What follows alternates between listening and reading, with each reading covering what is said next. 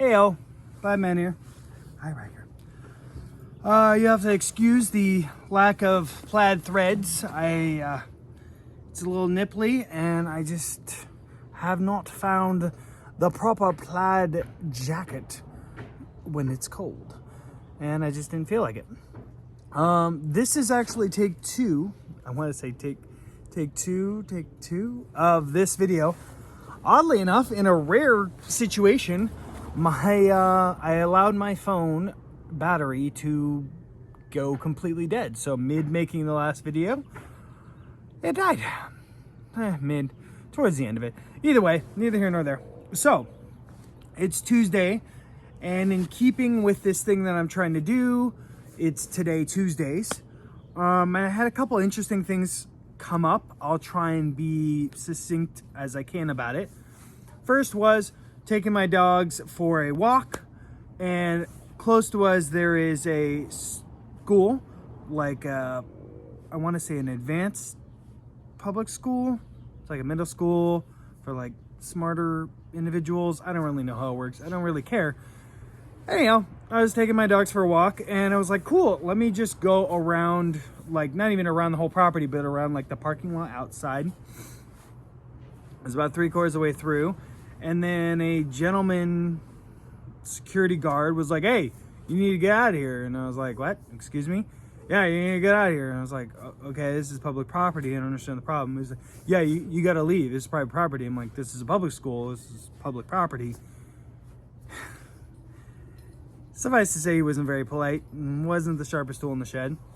And he was like, oh, well, I'll call the sheriff, like, if you don't leave. And I was like, okay, call the sheriff. I'll be glad to have a conversation. So he didn't call the sheriff. He called the, like, assistant dean, who is a character in its own right, which I'll get to in a minute. Had a brief conversation with the assistant dean. Basically, for various reasons, I guess the policy is there's nobody allowed on the property unless they're there for school reasons. So since I wasn't there for school reasons, even though technically it is public property, it's one of those things that I feel like the police would probably side with them on. And frankly, I was just walking the dogs. I don't really care. It's not that big deal. I can walk somewhere else. I can go to a park. Doesn't really matter. Just annoying. How the security guard handled it, it felt very much, which I've decided to name a Napoleonic complex, in the sense of you have a small person who has a lot of authority. But that doesn't really tell the story. It's just somebody who doesn't really have a lot of authority, but they act as if they do. They act as if what they're saying, like the security guard's like, oh, you need to leave, or I'll call the sheriff. It's like, dude, I'm just a guy walking two dogs. Like, this is not a big deal.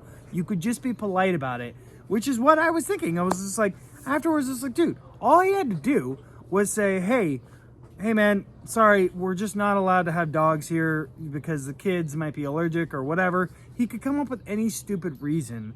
And as long as he was like sincere and polite about it, then it'd be fine. Because I'd never spoken to him before, ever. So I was just like, okay, fine. But instead, he came at me like with this authoritarian thing as if he was gonna like lock me up.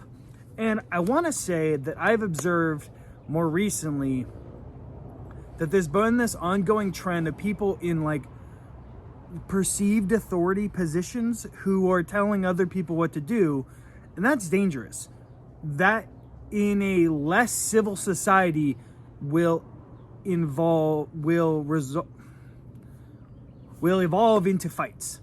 So in a less civil society, people are going to fight each other, people are going to get killed, like it's going to be problematic. So this ideology, this thing that's been transpiring and I feel like really had a lot of time to grow during the COVID times, is going to become problematic if those people who think they have authority don't chill the F out and realize, hey, things are better solved with communication and manners. I also want to point out, and this is relevant but not quite, but the assistant dean kind of felt a little off to me. Nothing like super red flaggy, but like a yellow flag. Because of what he was wearing felt very like goth, but not goth. Like something I wouldn't have been surprised to see him in like a goth concert, but he would be very tame in a goth concert. And frankly, I don't care what people wear. I just think it's an interesting choice to be wearing that when you're the assistant dean at a public school. It just felt a little odd. And I just want to reiterate for those of you that are not aware that the responsibility of who watches over your children is ultimately you, the parent. It's not the government. It's not anyone else. Even if you give responsibility to the government, you're still responsible. And frankly, you should know whom is teaching your kids and who is overseeing whom is teaching your kids. That is your responsibility as a parent. And I will say it's not easy, which in my opinion is a huge like advocate for homeschool your children, because it's a lot easier to know who you are and to do that research. That's easier than it is to like know everything or as much as you can about all the prospective teachers of wherever your kids going to school. Neither here nor there. So that's what happened today, and it really like... The other thing, which I've already talked about, and I'm going to talk about more, is taxation. Tuesday taxes! So I did my taxes recently, and I was like, okay, cool. And normally I hire a guy to do it, and he's very good, and I like him. But this year, I was like, my taxes are like super simple this year. I think I can just do it myself. Honestly, I was inspired by something that Elon Musk had said, where somebody was like, oh yeah, blah, blah, blah. And Elon Musk was like, my taxes are simple. I could just do them myself. It's not a big deal. And I was like, well, if Elon Musk can do his taxes by himself, I mean, he's a smart guy, super smart. I'm not trying to put myself in the same place as Elon Musk, but I'm like, I could probably just do my own, because I'm sure his taxes are more complex than mine, and I'm pretty sure I could just do mine. And I did. But what was interesting is, although I was getting a return, which for those of you that don't know, when you get a return, when you get a tax return, what that effectively means is you overpaid the government, okay? Like every time you get a check, you're giving the government money. If you get a tax return, it means you overpaid them all year, and they kept it, and then you have to prove and show, hey, I overpaid you, give me my money back. That's how that works. I don't know why this is not already understood and why this is not like a duh thing, but it's frankly upsetting to me when I work with people who are like, oh my God, I can't wait to get $5,000 tax return or whatever, $10,000 or $2,000 or $3,000. And I'm just like, dude, you realize that you overpaid all year. Like if you could calculate it, you gave the government, I don't know, like $4 a day extra just to borrow. And they're like, yeah, but I'm getting money back. And I'm like, but you overpaid all year. And they just don't get it, and they don't seem to care. And then one guy cracked me up. He's just like, I asked him one time, I was like, well, what do you do when you get your taxes back, your tax return back? And he's like, oh, yeah, I buy all my kids. He's got like 4 or 5 kids. I buy them all new clothes, and I throw away all their old stuff. And I'm thinking to myself, this guy literally gets his tax return and basically spends it all on stuff.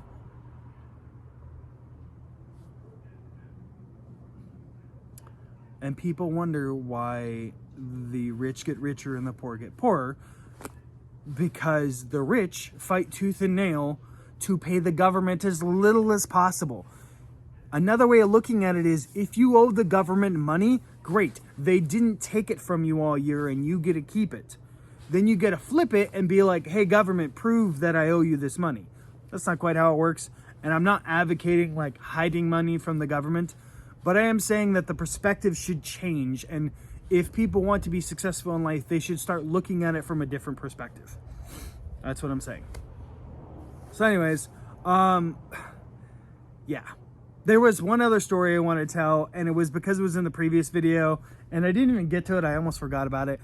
So going back to the previous story where you have this security guard that's like, "Mur, mur, mur, mur," and then you have this assistant dean who's like doing a very polite and whatever. I feel like there is a thing to be noted along with who is watching over your children, okay? From the security guard to your teacher to the dean and everyone included. There's this thing I observed that in Boy Scouts. So I initially joined a troop, Troop 10. I did Cub Scouts before. My mom and dad were very involved, especially my mom. And then I did Boy Scouts, and my parents were involved, but not as involved, because Boy Scouts is a little bit more involved. Anyways, and you also want your kid to kind of grow up, so you kind of want the kid to go away a little bit. Anyhow, Boy Scouts, I was in a troop for like a year or two, and the leader was very like strict and firm, and like, you do this way, and da da da da da. And it was very focused on performance as far as skills and tying knots and like competition style. That was the focus. And that's fine, but my mom didn't like that. And I think there was a time when they had like a big blowout, a big yelling thing. And frankly, that didn't work for me, and that isn't what my parents wanted for me. Interestingly enough, the next troop I go in, my mom had to work a lot of stuff. Nothing weird, by the way. Don't get any funny business. My mom didn't do nothing weird, okay? But my mom had to work out a deal, got me in this other troop, and similarly, the leader was very like, but more like, hey guys, you need to look professional. So wear full Class A, top, bottom, the belt, the whole 9 yards. It is expected to wear and represent yourself well. Get a nice haircut, just look professional. And the focus was on going up the ranks in scouting and getting merit badges, along with competition.